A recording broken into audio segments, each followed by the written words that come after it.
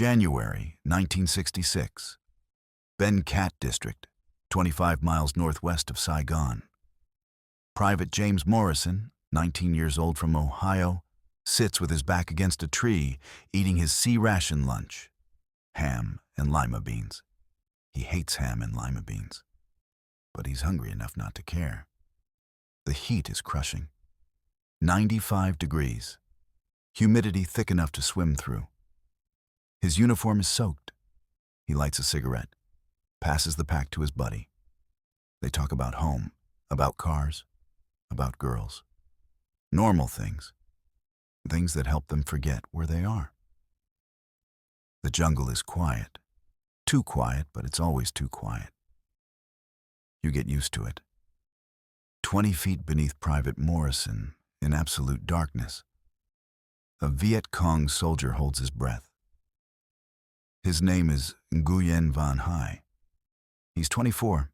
He's been down here for 3 hours, crouched in a tunnel barely wide enough for his shoulders. The air is thick, hot, stale. Every breath feels like drowning. Above him, boots thud against packed earth. Americans, again. So close he can hear their lighters clicking. Someone laughs. The sound echoes down through layers of clay. Hai doesn't move, doesn't breathe louder than necessary. He's done this before. Many times. Wait, stay silent. They'll leave eventually. They always do. Because this isn't just a tunnel. This is home. And the Americans walking above him have no idea they're standing on top of an entire underground city. A city that stretches for 155 miles. A city with 3 levels. A city where thousands of people live, fight, give birth, and die. All beneath American boots. The Americans had a problem in Vietnam that no one talks about. Not the guerrilla warfare, not the jungle, not the protests back home. The problem was simple and strange. They couldn't find the enemy. They had everything. Overwhelming firepower, superior technology, complete air dominance. More bombs than any military in history. Napalm that turned jungle to ash. Agent Orange that stripped forests bare.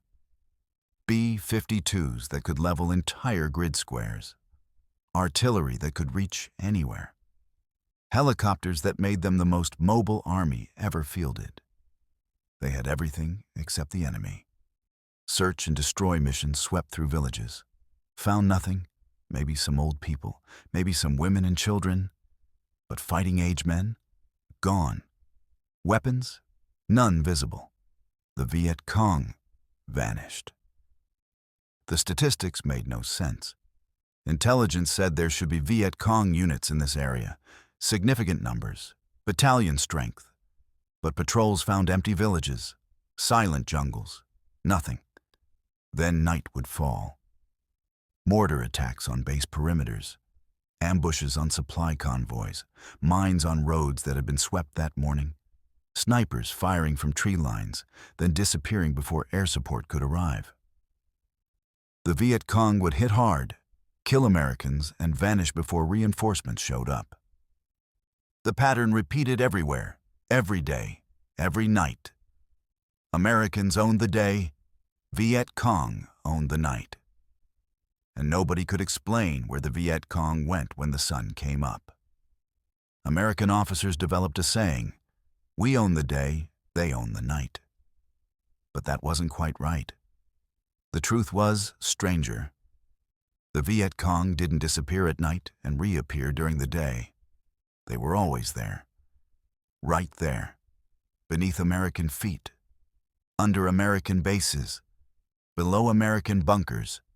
Invisible. Untouchable. Underground. The frustration grew. If you can't find the enemy, how do you fight them? If villages appear empty but attacks come from those villages, what do? The American solution was brutal. Free fire zones. If it moves, shoot it. If a village might harbor Viet Cong, destroy it. Burn villages, create dead zones, deny the enemy the population. It didn't work, because the enemy wasn't in the villages. Not anymore. The enemy was under the villages, under the rice paddies, under the roads, under the American bases themselves. And no amount of burning villages or bombing jungles would touch them down there. March 1966. Lieutenant Brian Peters leads a routine patrol through a village called Ben Din. His unit has been through this village 50 times. Same boring patrol, same empty village. Same old people sitting outside huts, watching Americans pass with blank expressions. Peters is tired. 8th month in country. 4 more to go. He's counting days. Every patrol is just another day closer to home. Another day of not getting killed. Another day of seeing nothing, finding nothing, fighting nothing. He kicks aside a pile of leaves near a well. Just bored. Just something to do. His boot breaks through something. Not ground. Something hollow. Wood. He stops. Looks down. His boot has punched through what looks like a trap door. Perfectly camouflaged with leaves, dirt, and grass. You'd never see it if you weren't looking. And nobody was looking.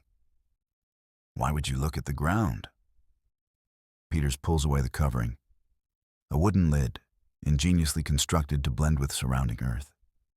He lifts it. Darkness. A hole. Square. About 2 feet by 2 feet. Barely wide enough for a man. His flashlight reveals a tunnel descending into the earth at a sharp angle. They'd found tunnels before. Spider holes, they called them.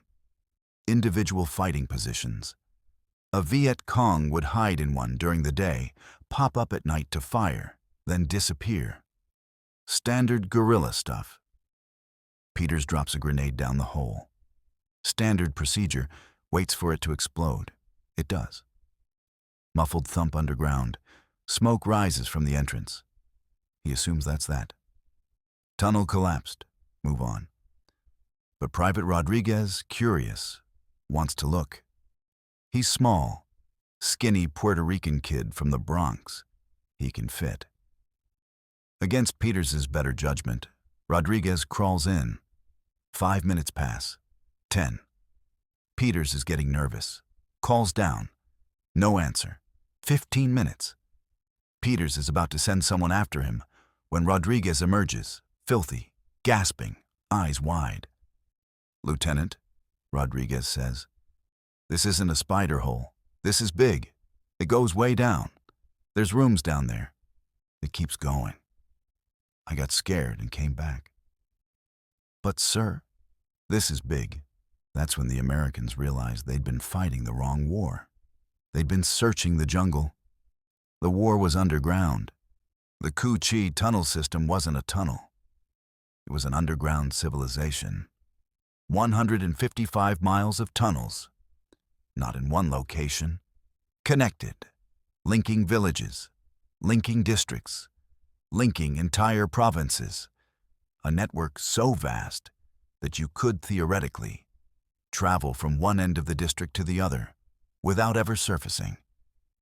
This wasn't new construction either.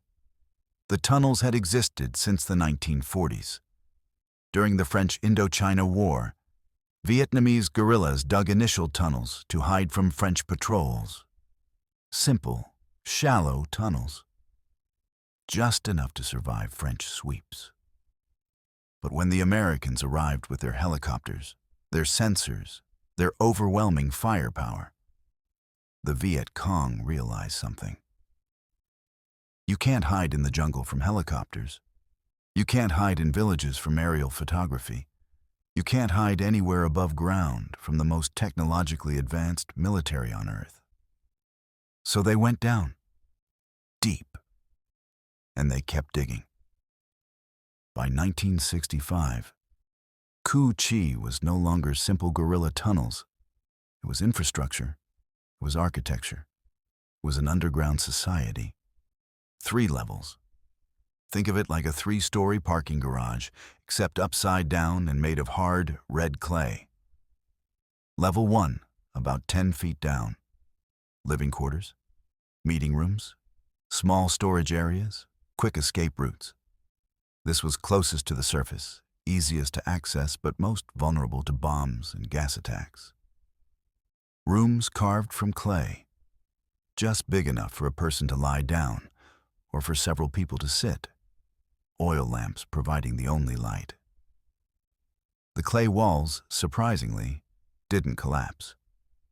The red laterite soil of the region, when packed properly, held its shape, strong enough to support tunnels, strong enough to survive everything except direct hits from massive bombs.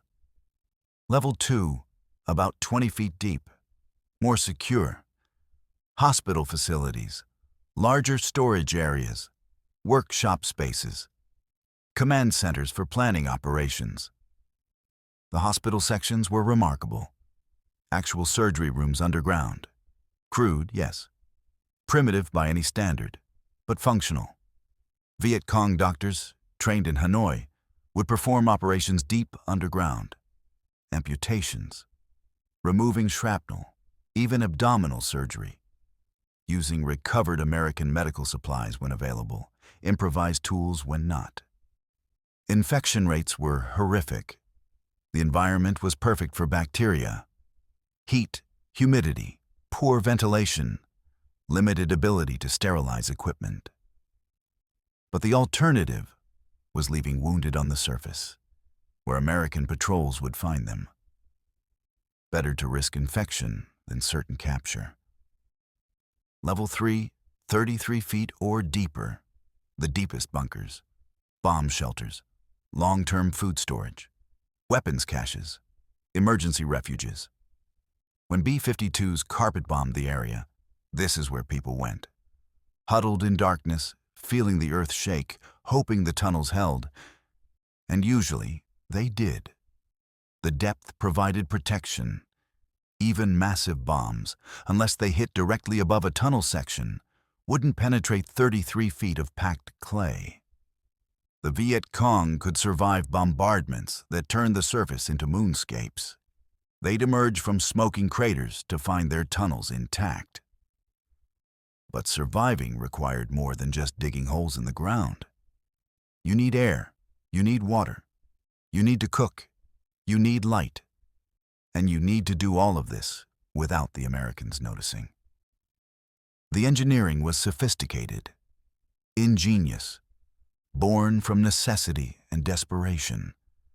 Ventilation was the biggest challenge. Humans need oxygen. Put people in sealed underground spaces, they suffocate. But ventilation shafts are obvious from the air. Helicopters would spot them. Artillery would target them. The Viet Cong solution was brilliant. Air shafts disguised as termite mounds. Vietnam has massive termite mounds everywhere. 3, 4 feet tall. Common in the jungle. Nobody looks twice at them. The Viet Cong would build hollow termite mounds over air shafts. From the air, from the ground, they looked identical to natural termite mounds. But air flowed through them into the tunnels below.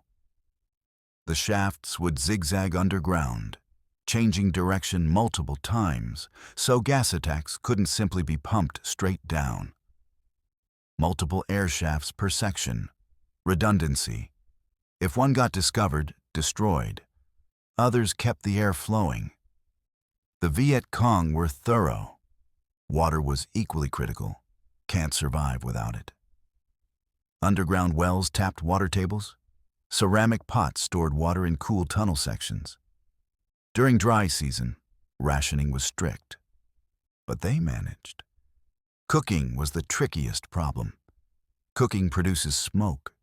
Smoke is visible. American patrols would spot smoke, investigate, discover tunnels. So cooking had to be carefully managed. The Viet Cong developed Dien Bien Phu stoves, named after their victory over the French. These stoves burned very hot, producing minimal smoke. What smoke they did produce was vented through long, horizontal channels before reaching the surface. By the time smoke emerged, it had cooled, dispersed, barely visible, and it emerged far from the actual cooking location.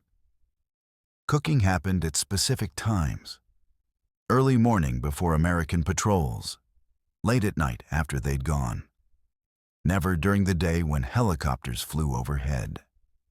Timing was everything.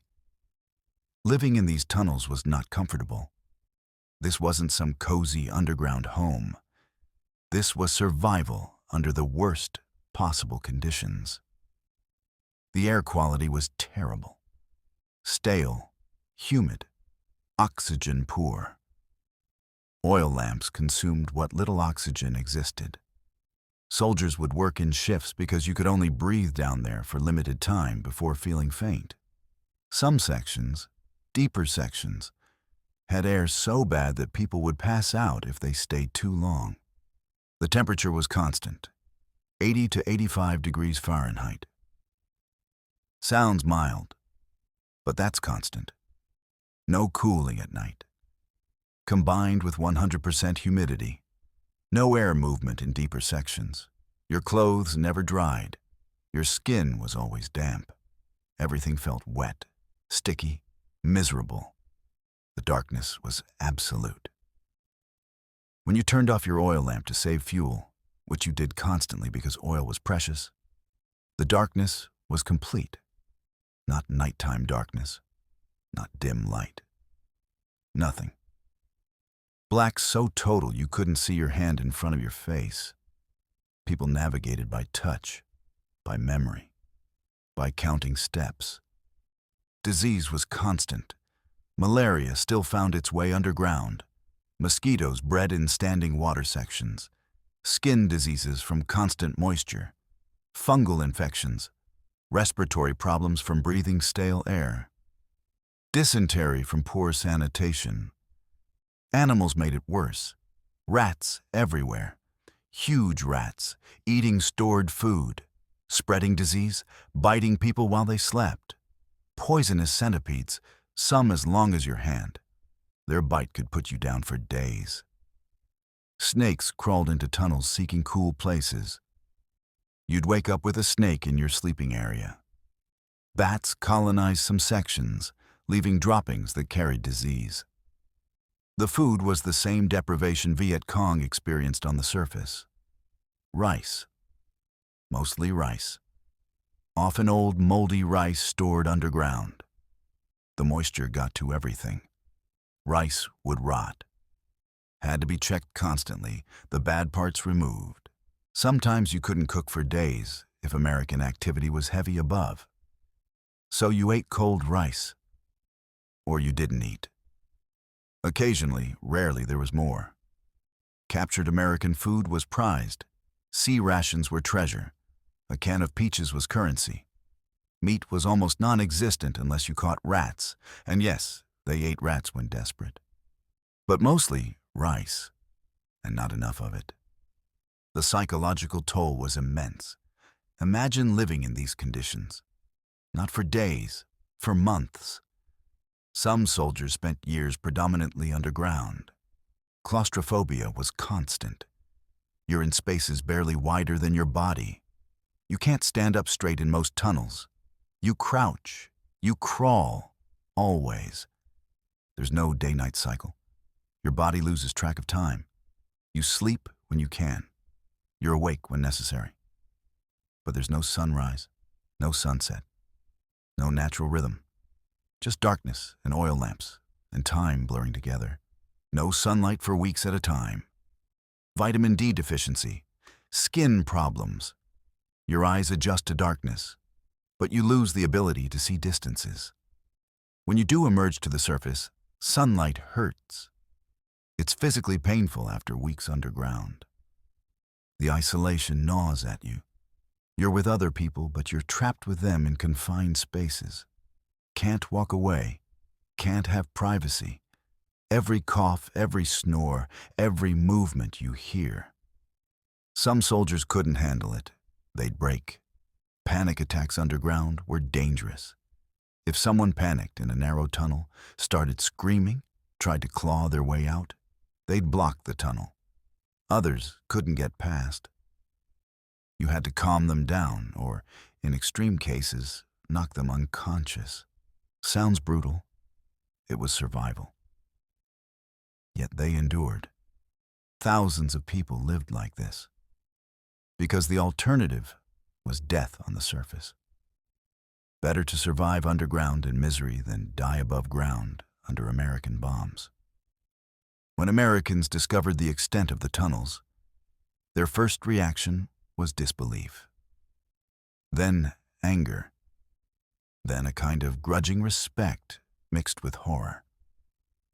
How do you fight an enemy you can't see? An enemy who disappears into the earth? Someone had to go down there. Someone had to explore these tunnels, map them, clear them, destroy them if possible. That someone became known as tunnel rats. The job was volunteer only, because nobody in their right mind would do this if forced. You had to choose this nightmare. The requirements were specific, small build. The tunnel entrances were typically 22 inches by 30 inches. If you were big, broad-shouldered, heavy-set, you didn't fit. So tunnel rats tended to be the shortest guys in the unit. 5'5" and under was ideal. Skinny, wiry. There was no formal training at first. Nobody knew how to train for this. It was learning by trial and error. And errors got you killed. Your equipment was minimal. A flashlight. Often you didn't use it because light gave away your position. An enemy in the darkness ahead of you could see your light long before you saw them. So many tunnel rats worked in complete darkness, navigating by feel. A .45 pistol. Rifles were too long for tunnel work. You couldn't aim properly in confined spaces. A pistol was all you could manage. Some guys carried a knife. A communication wire sometimes, if you were lucky, so you could signal to guys at the entrance. That's it. No body armor. Wouldn't fit in the tunnels anyway. No backup weapon. No radio. No grenade. Just you and your pistol and your flashlight in the darkness. What did you face down there? Booby traps. The Viet Cong were masters of improvised explosive devices long before IED became common terminology. They built traps into the tunnel systems specifically designed to kill Americans. Punji stakes at tunnel bends. You're crawling in darkness. You reach forward. Your hand goes around a corner. Sharpened bamboo stakes, sometimes poisoned, punch through your palm. You scream. Can't help it. And your scream alerts everyone in the tunnel that Americans are inside. Trip wires connected to grenades. Recovered American grenades, ironically. You're crawling. Your head brushes against something. A wire. You freeze. Is it structural or is it a trap? You have to make that call in darkness, in a confined space, with your heart hammering so loud you can barely think. Get it wrong, the grenade detonates in an enclosed space. The blast doesn't dissipate. It channels down the tunnel. You die. Anyone behind you dies. Anyone in front of you dies. One grenade can kill everyone in that tunnel section. Venomous snakes in baskets.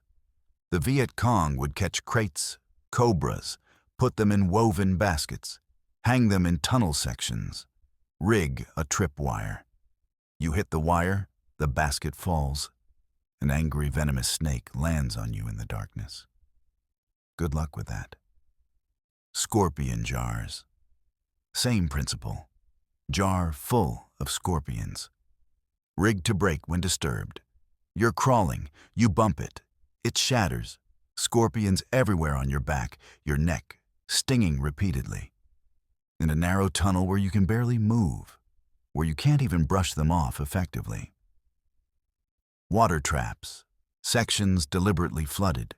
You're crawling, Suddenly you're in water. Water up to your chin. Water over your head. In darkness. You have to hold your breath, crawl underwater, hope there's air on the other side. Hope you don't get disoriented. Hope the tunnel doesn't collapse. Many tunnel rats drowned.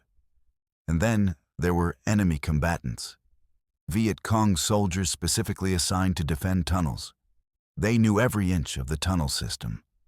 They could hear you coming. The sound of Americans crawling echoed in confined spaces. They'd set up ambush points. They'd wait at junctions, at corners, in side chambers. They had the advantage. They knew the layout. They were comfortable in darkness. They were fighting in their home. Imagine you're crawling through a tunnel barely wider than your shoulders. It's pitch black. The air is thick enough to chew. You're sweating through your uniform, but you're cold because you're scared. Something brushes your face. Is it a root? Is it a tripwire? Is it a spider? You hear breathing ahead. Is that your imagination? Is that an enemy? Is that a rat? You can't turn around. The tunnel's too narrow. You can't back up quickly. You can only go forward or inch backward. And somewhere ahead, in the darkness, someone might be waiting with a knife, or a pistol, or nothing, just their hands. But that's enough in a space this confined. You shine your light ahead. The light reveals tunnels stretching into darkness. Was that movement? Did something duck back around that corner? You're not sure? Your heart is hammering so loud you can't hear properly. Every nerve is screaming at you to get out, get out, get out. But you don't, because this is your job. You volunteered for this. Your buddies are counting on you. Someone has to clear these tunnels. So you crawl forward, meter by meter, into the darkness. Sergeant Robert Bear, decorated tunnel rat, described one mission. He crawled through a tunnel pursuing Viet Cong fighters who'd killed 2 Americans and disappeared underground. He followed them for over 330 feet. That doesn't sound like much. But crawling 330 feet through a tunnel in darkness, knowing enemies are ahead, is an eternity. He reached a junction, 3 possible directions. He heard Vietnamese voices, muffled, coming from ahead and to the left. He realized he'd crawled into or near an underground meeting chamber. Multiple voices, at least 20 Viet Cong based on what he could hear. He was alone, 330 feet from the tunnel entrance, in enemy-controlled underground space, with approximately 20 Viet Cong in the next chamber. And they didn't know he was there yet. He made the decision to back out. Slowly, silently, foot by foot, for 45 minutes. If they discovered him, he had nowhere to run. No backup, no escape route, no way to fight 20 men in confined darkness. He'd just be dead. He made it out. Called in artillery on the suspected location. The meeting chamber was likely collapsed. But he never knew for sure. That was the thing about tunnel fighting. You rarely knew the outcome. Did you get them? Did they escape through another tunnel section? Did they die or just move deeper? The Americans tried everything to destroy the tunnels. If you can't fight in them, maybe you can destroy them. CS gas was the first attempt. Riot control gas, tear gas, pump it into tunnel entrances, force the Viet Cong out or kill them inside. It was often ineffective. The ventilation systems dispersed it. The Viet Cong would seal sections with mud and clay, wait it out. They'd prepared for this. Some sections had water-soaked cloth stored, makeshift gas masks. They'd hold them over their faces, endure the burning eyes and lungs, wait for the gas to clear. The Americans tried smoke grenades. The idea was clever. Drop smoke grenades into entrances, see where smoke emerged elsewhere. This would reveal hidden air shafts, show the extent of the tunnel network. It worked sometimes. Smoke would billow out from a termite mound 165 feet away.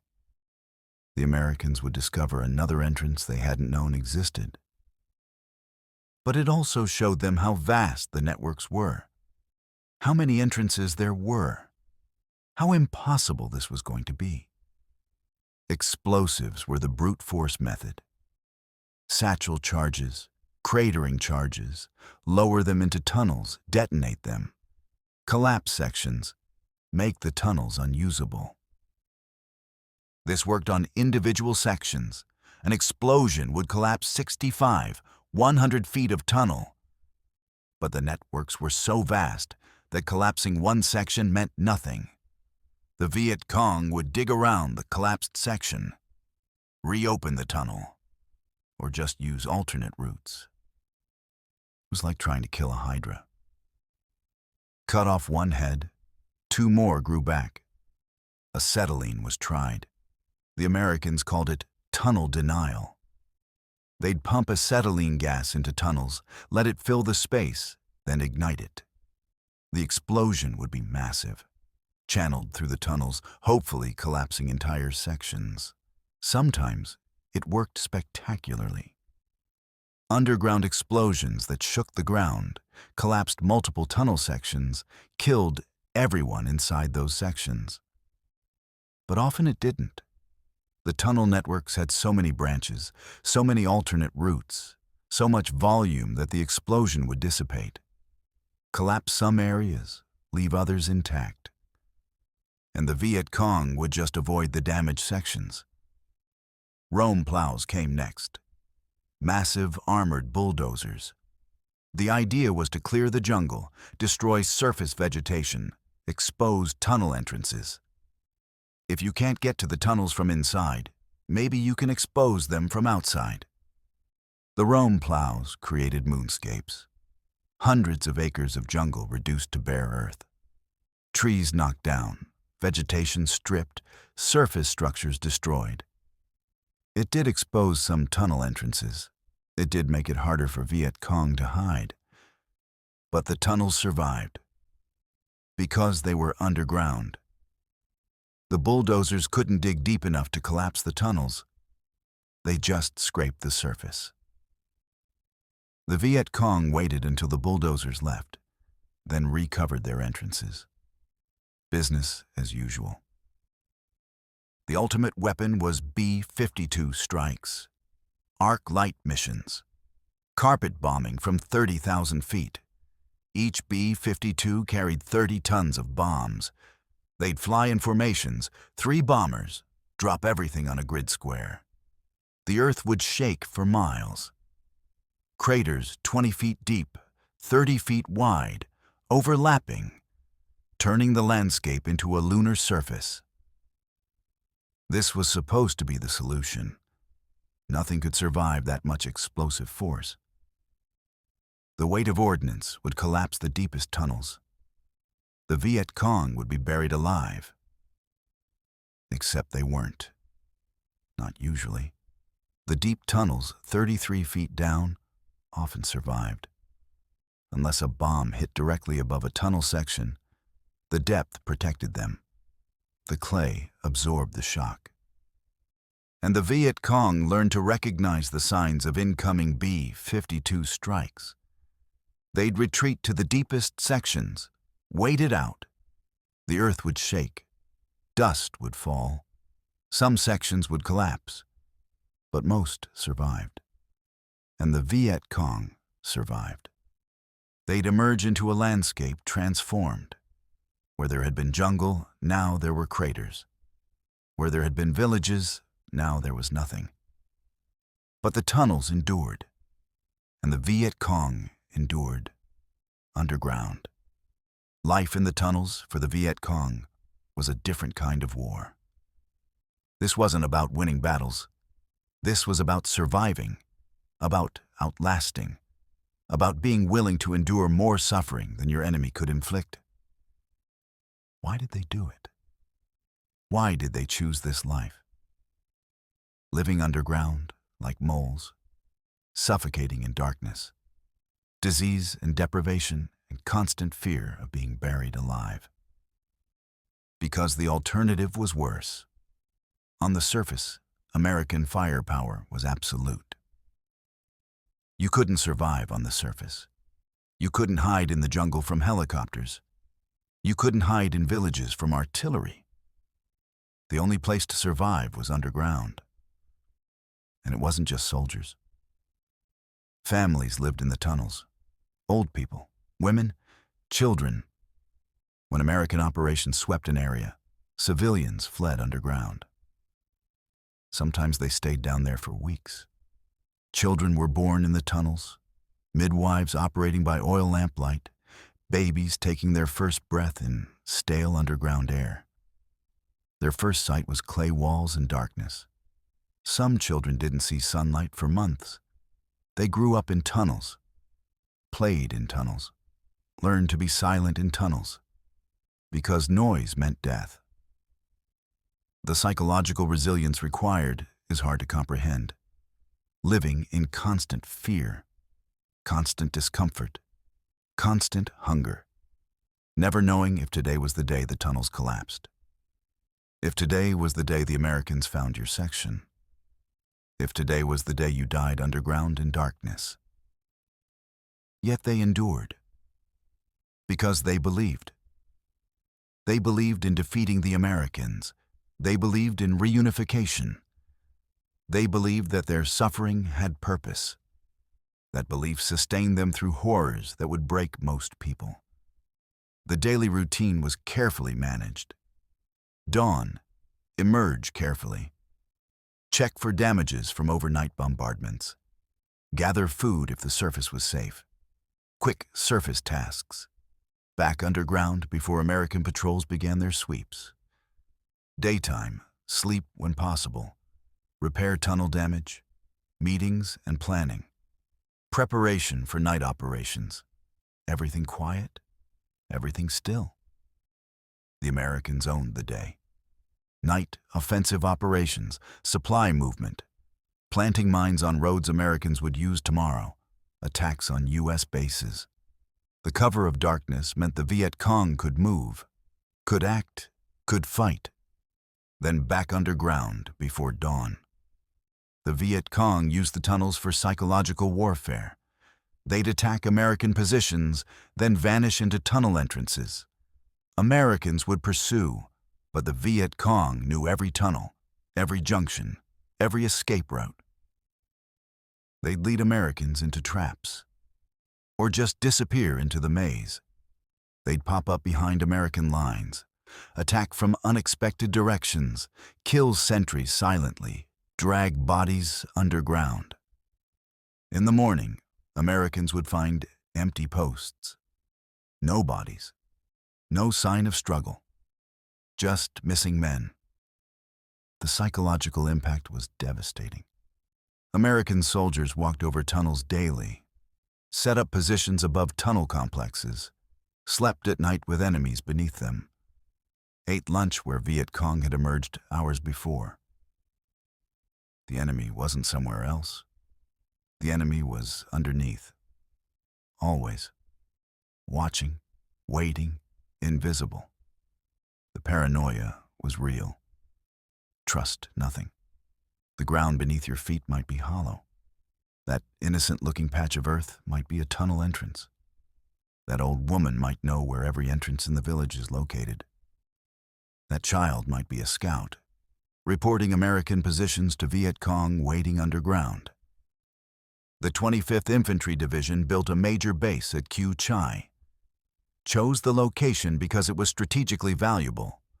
Flat terrain, good sight lines, central location for operations. Perfect for a division headquarters. They didn't know at first that they'd built directly over the Cu Chi tunnel network. The tunnels were already there, had been there for years. The Americans just didn't know. For months, the Viet Cong continued using the tunnels beneath the American base. Intelligence officers would crawl through tunnels, emerge inside the perimeter, listen to American briefings through air shafts. They'd report back with American plans, troop movements, everything. The Americans would plan operations.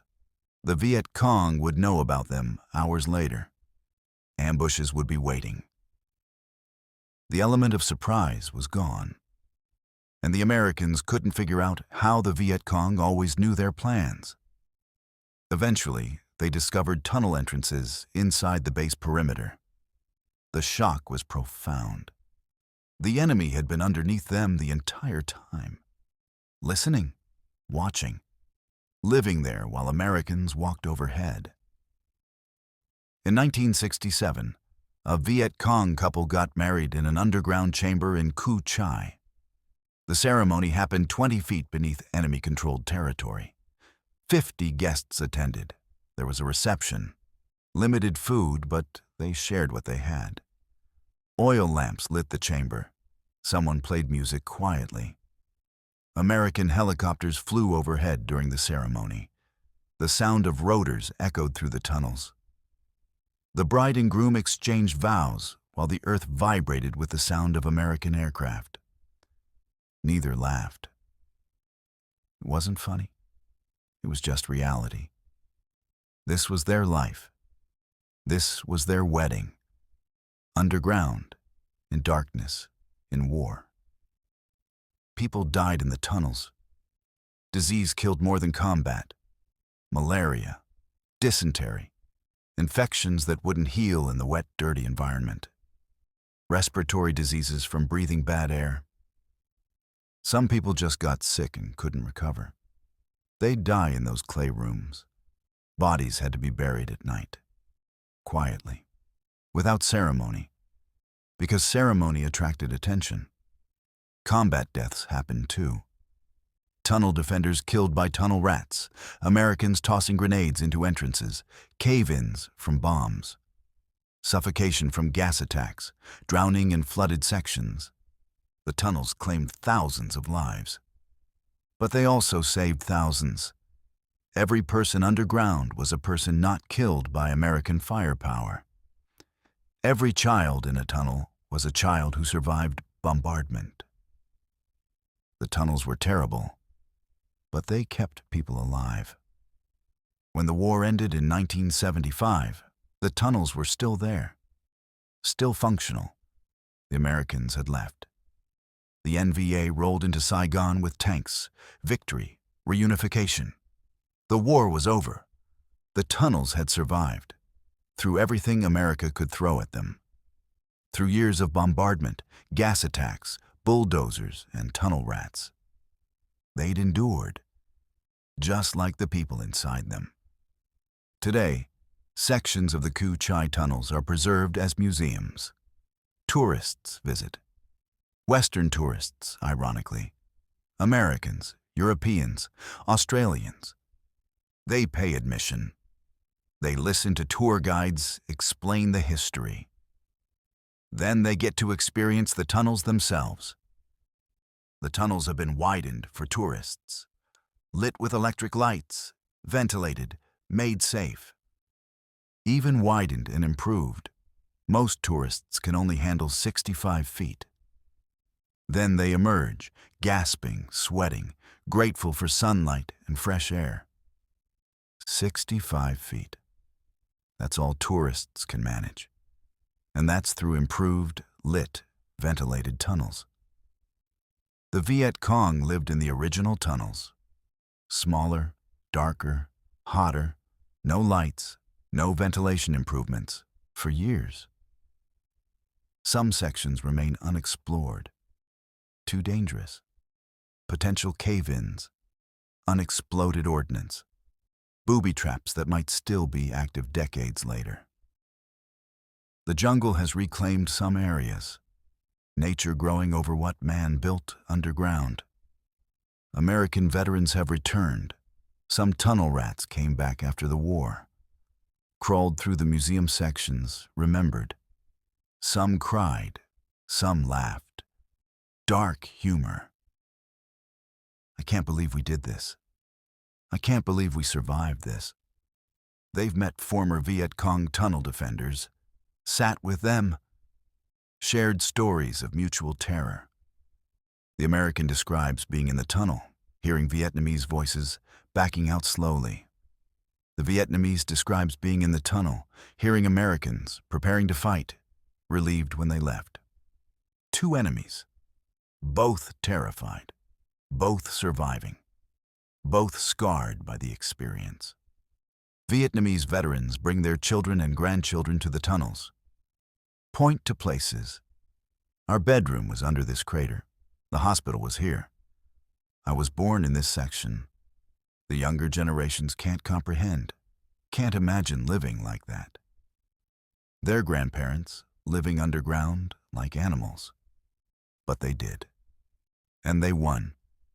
The lesson of Cu Chi isn't about tunnels. It's about willpower versus firepower. About what humans can endure when they believe their cause is worth any suffering. About the limits of technology when fighting an enemy who refuses to be visible. The Americans had everything. The Viet Cong had holes in the ground. And the holes won. Not because tunnels are superior to bombs. They're not. Not because underground living is pleasant. It's horrific. But because the people in those tunnels were willing to endure more suffering than the Americans could inflict. They were willing to live in conditions that would break most people. They were willing to sacrifice comfort, health, even lives. The war was always underground. The Americans just spent years figuring that out.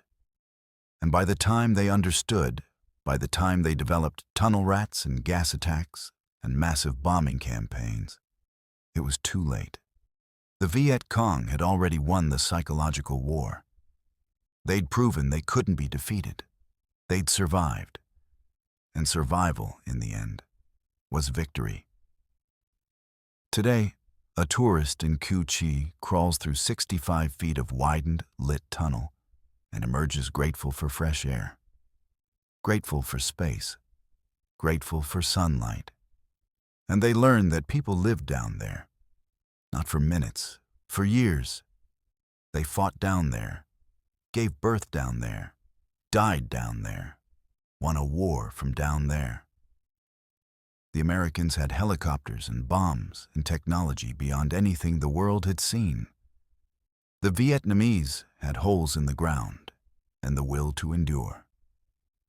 And when the war ended, when the last American helicopter lifted off from the embassy roof in Saigon, the tunnels remained. Empty now, silent now, but undefeated. Because sometimes the real battlefield isn't where the armies meet. Sometimes it's in the space between what you can see and what you can't.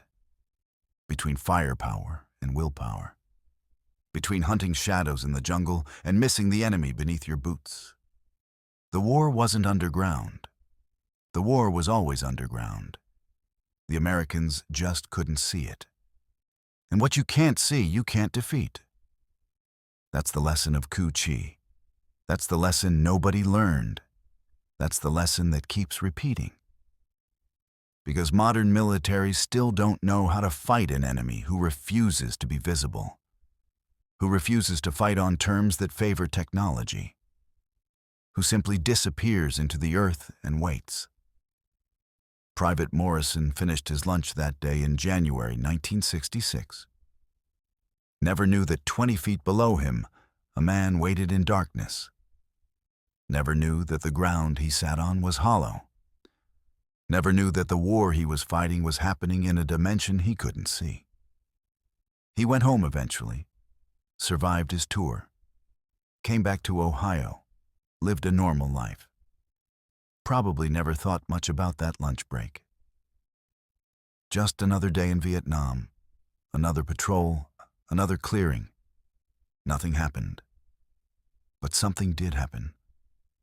Beneath him, around him, in darkness, in clay, in tunnels that stretched for 155 miles. A war he never saw. An enemy he never knew was there. The invisible war. The underground war. The war America couldn't win because they couldn't see it. That's Cu Chi. That's the tunnels. That's the truth about Vietnam that nobody talks about.